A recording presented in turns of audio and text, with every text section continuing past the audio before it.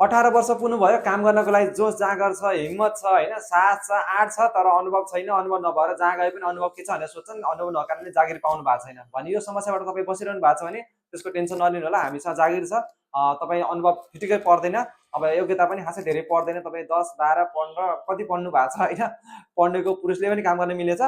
यो काम भनेको कस्तो भन्दाखेरिमा चाहिँ यो अब हामी चाहिँ अब एकदम सेवा सुविधा एकदमै प्रयोग गर्ने मान्छे होइन, तलाहरू चढ्नको लागि चाहिँ अब लिफ्टहरू एलिभेटरहरू प्रयोग गरेर हुन्छ नि, त्यस्तै मर्मत गर्ने कम्पनीको लागि चाहिँ हामीलाई सहयोगी पुरुष टेक्निकल तपाईँको चाहिँ टेक्निसियनको लागि एसिस्टेन्ट पुरुष सहयोगी पुरुष रूपमा काम गर्नको लागि पुरुषहरू आवश्यकता रहेको छ। 18 वर्षदेखि 25 वर्षसम्मको पुरुषले यसको लागि आवेदन दिन सक्नुहुन्छ। शनिबार बिदा हुनेछ, 9 to 5 काम गर्नुपर्ने छ। योभन्दा अन्य कामहरू भएछ भने कम्पनीले आवश्यकता छ तपाईँलाई सेवा सुविधाहरू दिनेछ होइन। र यसको लागि तलब तपाईँको हुने भइहाल्यो, काम गरेपछि जाने तलबमा भइहाल्छ होइन, अनुभव पर्दैन। यदि कोही यो कामको लागि इच्छुक हुनुहुन्छ भने तपाईँले यो हाम्रो बायोमा देखेको यो डिस्प्लेमा देखेको WhatsApp नम्बरमा यो स्क्रिनसट पठाउनु होला। यसको बारेमा अझै धेरै जानकारीहरू तपाईँले चाहियो भने हामीले दिनेछौँ। र यो कामको लागि तपाईँ इच्छुक हुनुहुन्छ, डाइरेक्ट हाम्रो कार्यालय आउन चाहनुहुन्छ भने हाम्रो कार्यालय पोखरा जालपा रोडमा रहेको छ।